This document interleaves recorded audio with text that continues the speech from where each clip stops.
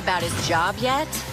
Then, why is Puerto Rico still begging for food, water, and life-saving meds 7 weeks after a hurricane tore the nation apart? 7 weeks, no one has electricity. I thought maybe one person would have electricity. No one has electricity. Sonny went deep into the destruction to expose how people are desperately fighting to survive. I've never seen anything like this before. Plus, you'll be glad it's close to lunchtime after the crew from The Chew invades The View. Let's go! They're serving up hot topics with Whoopi, Sarah Haynes, Joy Behar, Sunny Hostin, and Meghan McCain. Now, let's get things started.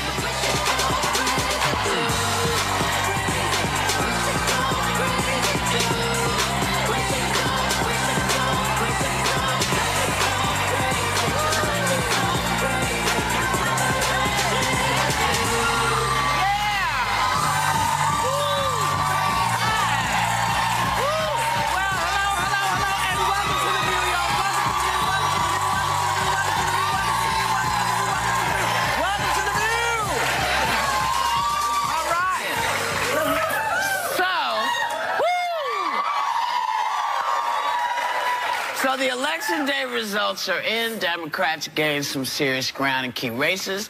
New Jersey, the state where I spent time, ended the Chris Christie era by electing Phil Murphy as governor.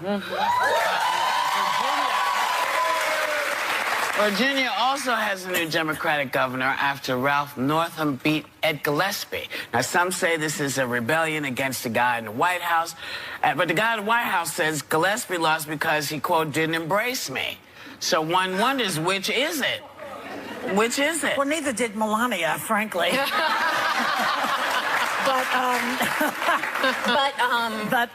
No, there was actually an interesting stat on, you can try to assume whether it was anti-Trump or pro-candidate. And it said half of voters in Virginia said that Trump was a factor in their vote, and they opposed the president by a 2-to-1 margin. So I think in that instance it might be. But what really excited me, actually, and I think everyone can get on board out, was this was the highest turnout for a gubernatorial race in over 20 years. Yes. And that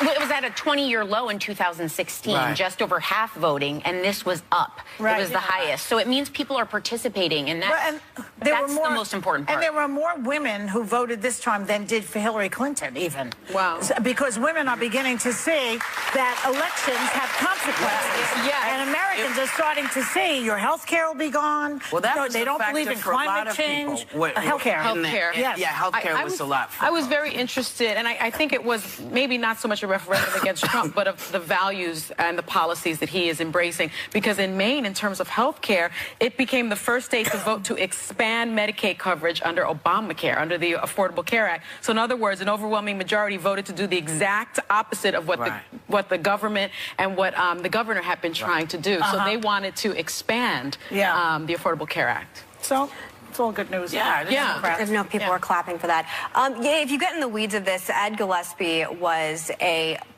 attempting to be a populist candidate, but he actually was much more of a swamp creature. This is a man who has a basketball court in his house. Yes.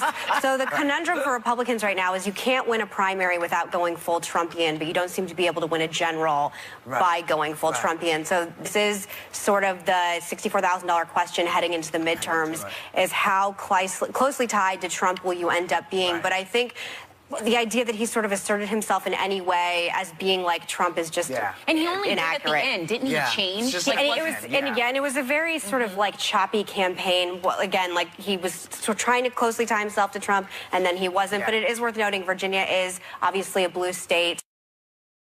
New Jersey is as well. Well, purple, yes, is now purple as well. But it's. I don't know how much I would read the tea leaves into this in the future. But it is a good. Too early? No, I think Arizona's battleground. But it is a good day for Democrats. This will bring out a lot of enthusiasm and momentum, and it will make fundraising easier. And something great also, a couple of great things also happened I want to bring out, was a victory for diversity, because in Hoboken, New Jersey, they elected a Sikh for mayor, Ravi Bahala. And this is after flyers went out just really horrifying flyers went out. And so I figured people didn't know what a Sikh was. So if you give me a second, I'm going to tell you. Sikhism, it's the world's 5th most popular religion. There are 25 million Sikhs, 700,000 live in the U.S. They believe in one God, equality among all, and service to others. Sikh temples, everyone is welcome because all religions are seen as good, and their holy book includes writings from other religions as well. They believe if you don't do good deeds, you're reborn and have to live it all over again. And at the end of the service, worshipers pray for the well-being of the world. That is what a Sikh is. Danica Roem became the first openly transgender person to hold state office. Yeah.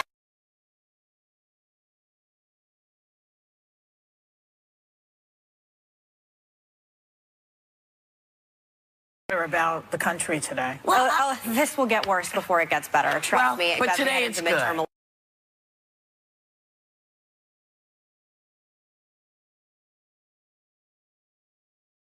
Elections. So today, I'll take today. We'll be right back. Still ahead, rage against Rand. The latest on the ugly, unneighborly dispute that left Senator Rand Paul with 5 broken ribs.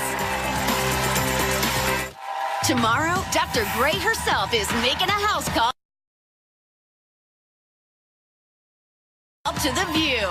That's right. Then Friday, a View exclusive. She represented Harvey Weinstein and made headlines when she publicly resigned. Now, what's Lisa Bloom saying about the man she once defended? The exclusive breaks Friday, only on The View. Keep in go for a chilling look at the fight for survival.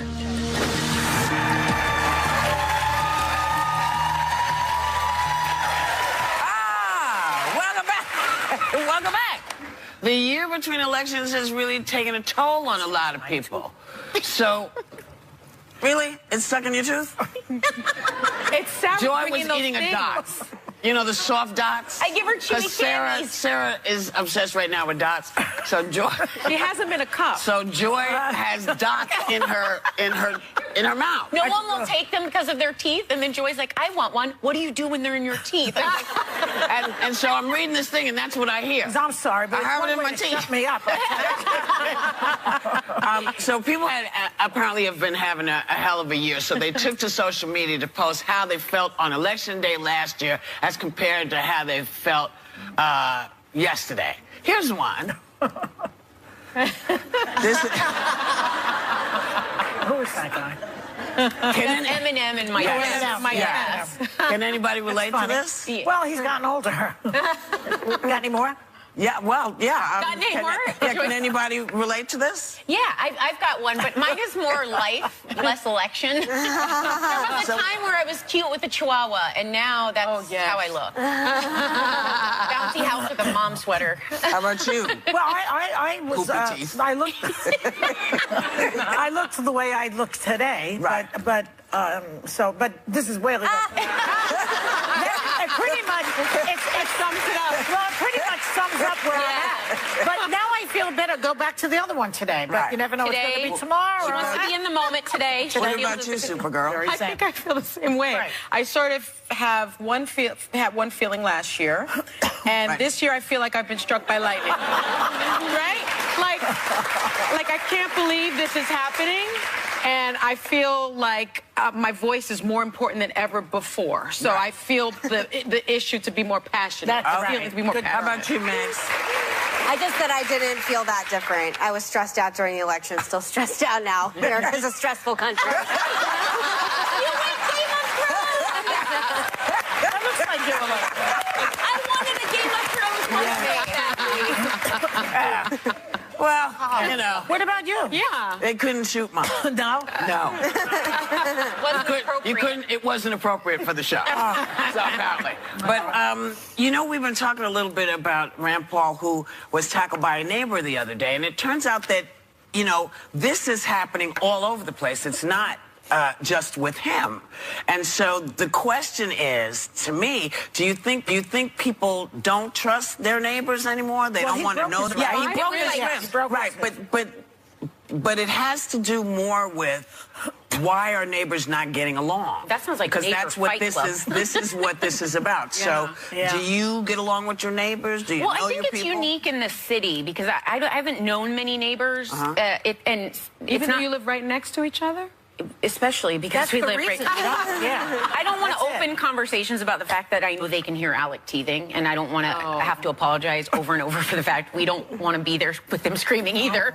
But in the burbs, like back home, we always knew neighbors. They were practically like family. They are like But family. here, I think part of the reason, and they say those living in cities are most likely to avoid neighbors, is you're also transient in cities. You move apartment after apartment, so it's almost like you don't settle long enough. Projects. Yeah, Or I knew my neighbors in the project. Yeah, you had to because they were, those were the women that would be like, Karen, Yeah. I can see you. Yeah, that's right. I'm gonna call your mother. It's true. It's true. Yeah, when the elevators stopped working, everybody was helping each other go upstairs with their groceries. So it's kind of interesting that in perhaps an apartment building where it's not public housing, people are not as connected to each other. That's sad to me. Well, I don't know. I dated a neighbor and it ended very badly, and it contributed to why I moved. Oh, I'm not kidding. Never dated a neighbor. Never dated a neighbor. Huge mistake. Huge mistake. I don't recommend it. I mean, you could have offered him to move, but And there you have it. Especially Don't like date the your neighbor. building. We'll be right back.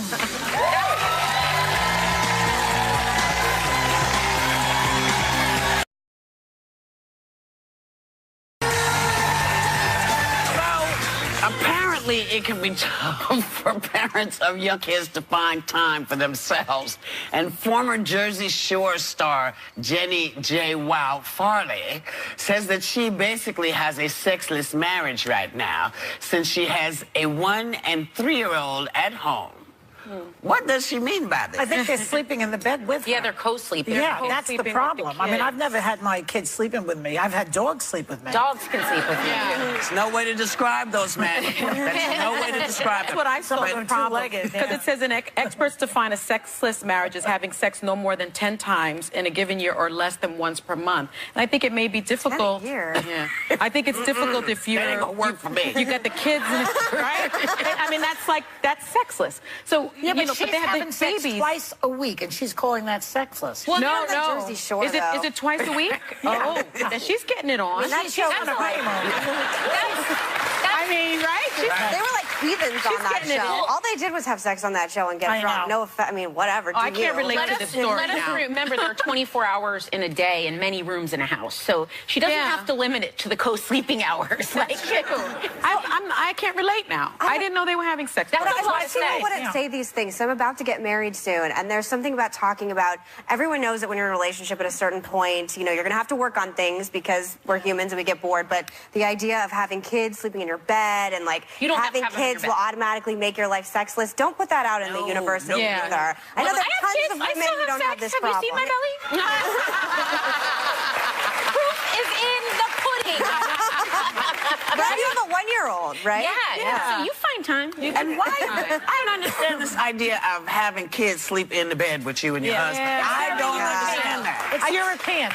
Well, I'll be peeing in the bed, but I would not, thank you. I just don't understand that because isn't that when you and your partner when you are sort of like, you're Yeah, just chilling? Yeah, You but can maybe talk about the it kids, might be an too. excuse to not have sex, to put the kids in the bed. I've had a lot of friends. I have friends that have done this thing with the kids sleeping in the bed. And one of my friends, you know who you are, the baby was in the bed till she was 11.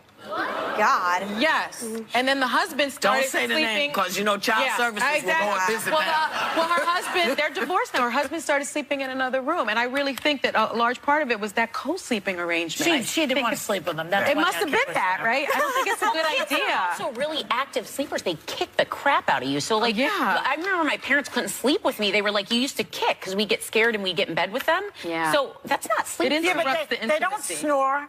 Like, Yes, they do. Yes, they do. My Chihuahua snores. I know. No, I had Charlie Justin- snores. Yeah, I had She got a little Justin tiny House that nose, snored. but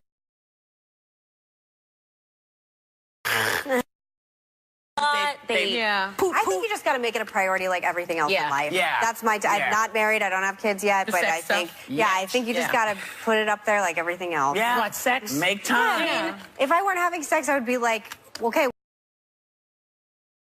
You have to like work at it. What do I have, a second job? You know, it's like, what am I collecting tolls on the Jersey Turnpike now? At this point, I don't know where we are. Also, my future mother-in-law watches this show now, and this is very awkward for me to speak about this moment. That's right. Well, she won't be having sex on the turnpike. We'll be right back.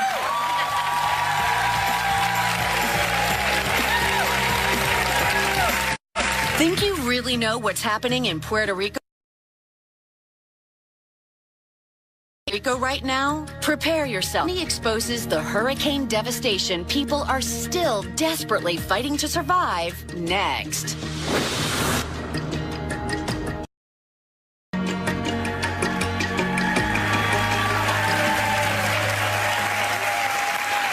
Puerto Rico is such a special place for my family and so close to my heart. Honestly, I have been in a panic since Hurricane Maria tore it apart, and I needed to see the recovery effort with my own two eyes, but I wasn't prepared for how desperate people still are to survive almost 2 months later.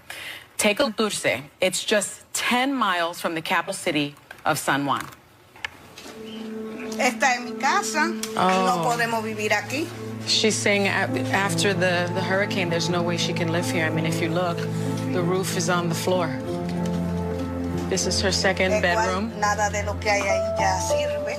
And nothing that's inside now works. Everything is destroyed now. Totally ruined. This is the home of 65-year-old Blanca Altagracia Gomez, who lived in a modest but beautiful home with air conditioning and modern conveniences until Hurricane Maria hit. So now this is the upstairs part of the home, and you can see the FEMA tarps are across all the roofs. They have placed a tarp on top of the roof, but when it rains, the rain still comes inside. But at night, this is where she sleeps. They have a mosquito net over their bed because everything is wet. FEMA sent her a letter, basically which says that they've reviewed everything and she's eligible for $500. ¿Qué puedes hacer con eso? No sé. She doesn't know what she would do with $500. She doesn't have family that can lend her money. Even if she borrowed money, she can't pay it back. What is she going to do? Driving deeper into the island, there were signs of the hurricane's destruction everywhere. But we also saw signs of determination and ingenuity. Oh, look at this. So we are approaching what looks like a place where people are getting water from the mountain. Look at that. That is very resourceful. Jose Gonzalez. Jose Gonzalez, he's saying there's a gentleman that the first day after the hurricane put this up so that the town, the people of Puerto Rico, could have fresh water. People are taking it, they're boiling it, and then they're able to use it. And they're indebted to him. But this is, again, the resilience of Puerto Rico. We're going to have a bigger Puerto Rico, a bigger and a better Puerto Rico. Thank you. We're headed towards a town called Utuado, which had a bridge that connected two sides of a town, and that bridge was decimated by the hurricane. And so literally half the bridge is gone. I've never seen anything like this before. I mean, it's just, we're talking about a concrete bridge. For 23 families, the only way to get to the other side of the river is to wade through the contaminated water.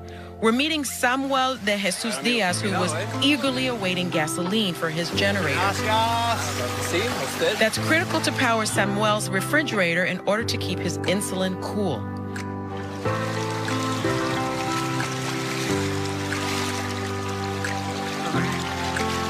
Once you make your way across this riverbed and up this two-story ladder, you can see why the people in this town are calling themselves the Camp of the Forgotten. The other side of the bridge, which connected them to the rest of the island, is right there. His mother has not crossed, has not gone back yet. Can't go to the doctor, nothing. And she also suffers from different ailments. So this is sort of a life or death situation here. Something has to be done. A bridge needs to be built, and fast. They've told him that maybe in 2 weeks there's going to be a bridge. They don't really believe that that's possible. I mean, look at this. In the meantime, more Puerto Rican ingenuity. The residents of Rio Abajo have rigged a shopping cart on a pulley system to shuttle food and supplies across the river. While it brings the families basic supplies, it doesn't bring them their freedom. I feel like I'm in jail because I haven't been able to get out because I'm afraid of the stairs on the bridge. Yes. And I will not cross the river either. And it's been 7 weeks. Yes. Without electricity. You have some water now. Yes, because he gave us water. We had no water either. No water. Mm-hmm. We're living like on an island inside an island. Exactly. No, it's terrible. It's on an island terrible. inside of an island. That describes it perfectly. So that's some of what I saw. I mean, I got to tell you, my family, we're from there. We go there every year, and I'm still sorry. That's terrible. It was horrible. Horrible. I mean, Puerto Rico. It's United States citizens. Yeah. And people were suffering, and I felt powerless. And people were coming up to me, hugging me and saying, thank you. Please tell people on the mainland we need help. Yeah. But I didn't know what to do. And that's dangerous for them walking through that water because there's a lot of disease. It was, I mean, I walked through the water. I tell you, I had to throw away everything that I had on. I had to decontaminate my legs with Clorox and Windex. I had to throw away everything that I was wearing.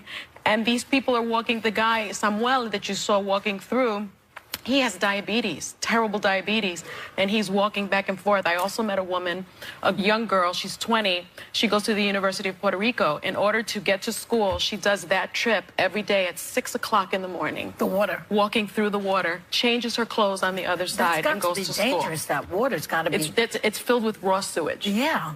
Filled with raw sewage. That's one of the problems they're running into is this disease that's coming in the aftermath and the water or the lack thereof and some of the like mosquito-borne illnesses. Oh, I mean, I asked people, what about the mosquitoes? And they just started, I mean, some laughed, some cried. I mean, just think about living in those conditions, not for 1 week, 2 weeks, it's 2 weeks. It's been 2 months. But they asked 2 months. Sonny, what can you do? Are you doing it? They're showing people. I'm trying. Yeah. I'm trying. You're showing people. Thank you. I have so much more that I need to show you about what's really going on in Puerto Rico right after this. Hola. Sonny's catching up with the San Juan mayor, locked in a nasty public feud with the president. What does she need from him right now to make sure no one else dies? Find out next. And now, some advice to our guests coming to The View. When you step onto this stage, face these ladies, oh, you better be ready to roll, cause it is so on. This November, The View is everything. Bam, drop the mic. Taking on the hottest topics. Then we're dialing things up with, oh, you ready? Tyler Perry, Justin Hartley, Garth Brooks, Mary J. Blige, Diana Ross, that's Miss Ross to you, and Kelly Clarkson. Oh, wait, that's Kelly's song in this promo. Love so soft. Nice. Wait, there's more. Yeah, we're also partying it up for Whoopi's birthday and throwing Sarah the most awesome baby shower ever. Hashtag crazy. This November, The View is everything on ABC. Has said that the recovery efforts are a 10. Well, it's a 10 out of 100, I agree to. And I've said that many times. But, you know, who rates themselves in a humanitarian crisis? Right. What kind of a leader thinks of grading themselves rather than saying nothing is ever enough when people are surviving and are just working between life and death? That was San Juan Mayor Carmen Yulín Cruz, who has had a very public clash with Donald Trump over relief efforts in Puerto Rico. She says it's a life and death situation in rural areas, but even in San Juan, the economic hub of the entire island, you won't believe how people are still struggling. Take a look. We are approaching La Perla, which is where my grandmother was born and my grandmother lived. I was here last year. It's completely devastated. It doesn't look anything like it looked just last year around Christmas time.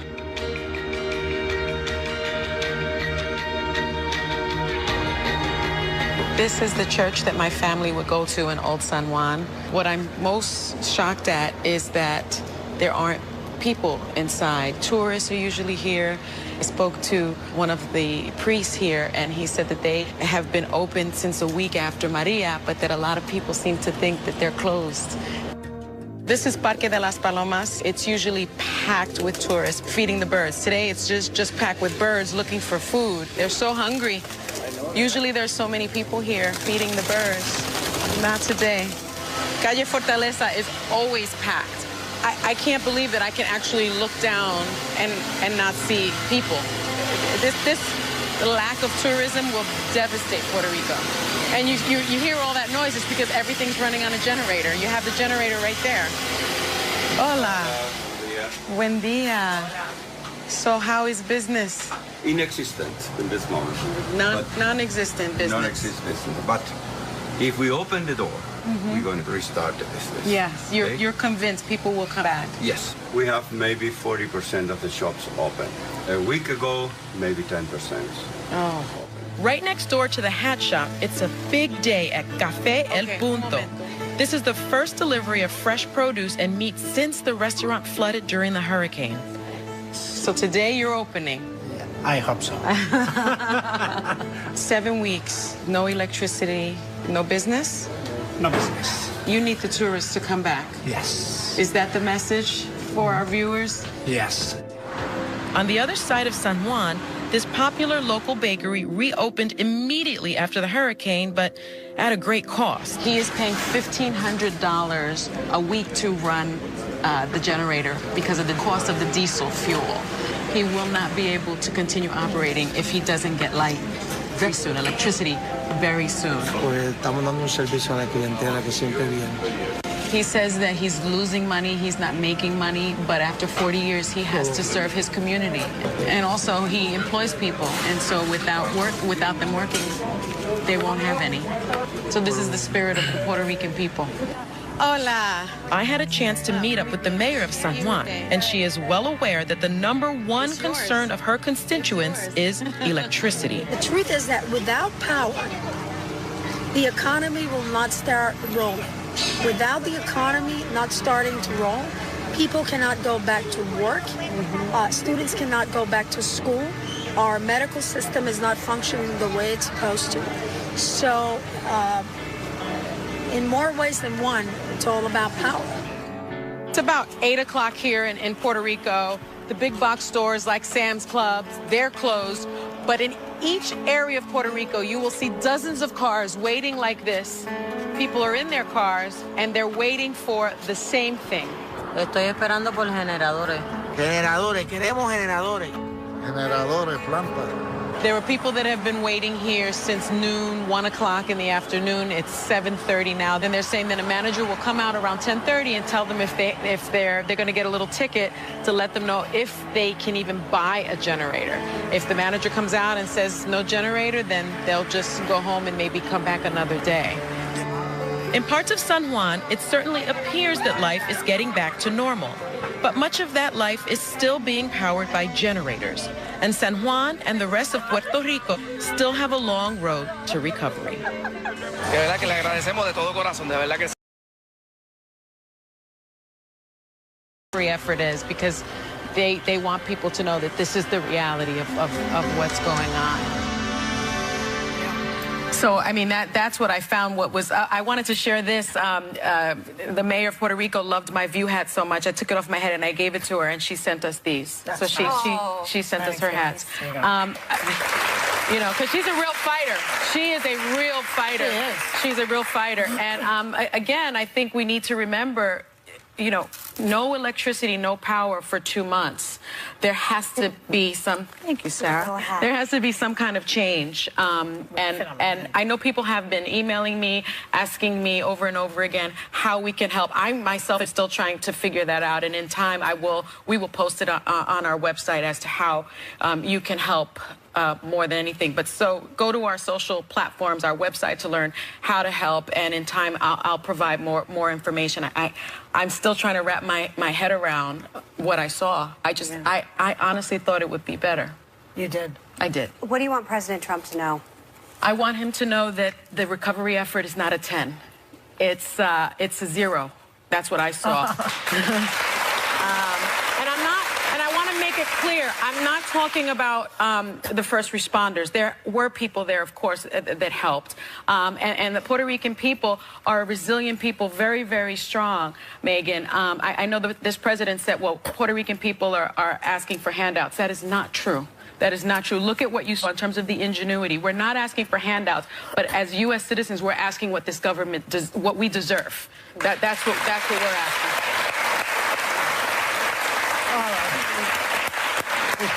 We'll be right back.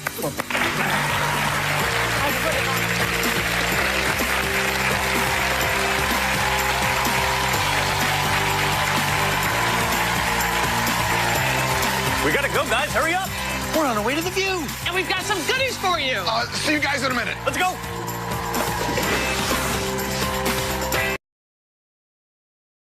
Disaster for America? ABC News Chief Global Affairs Correspondent Martha Raddatz hits Hot Topics tomorrow. Plus, spoiler alert, Ellen Pompeo has an exclusive sneak peek at Grey's Anatomy's historic show number 300.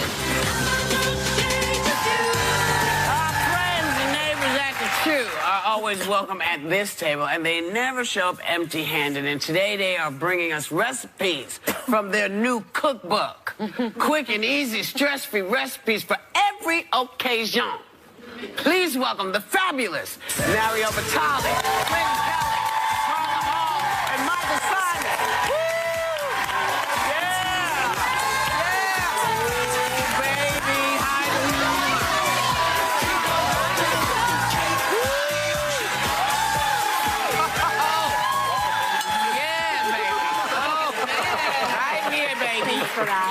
Wow. They're incredible.